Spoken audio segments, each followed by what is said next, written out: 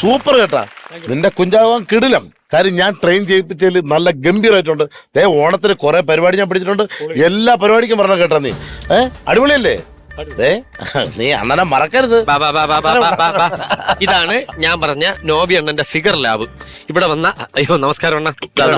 ഞാൻ ഫോൺ വിളിച്ച് പറഞ്ഞില്ലായിരുന്ന ഒരു പയ്യനെ കൊണ്ടൊരു കുറച്ച് ഫിഗർ പഠിപ്പിച്ചു കൊടുക്കില്ല. പയ്യനെ കൊണ്ടുവരുന്നത് ഇതെന്തോന്ന്?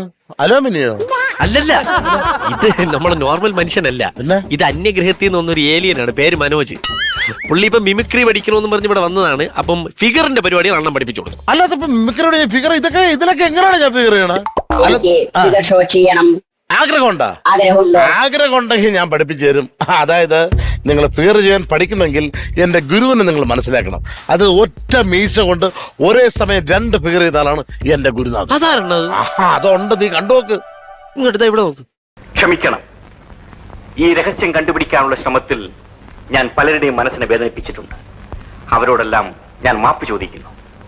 ഞാൻ ബാബുവല്ല, CID ഓഫീസർ KK നായർ.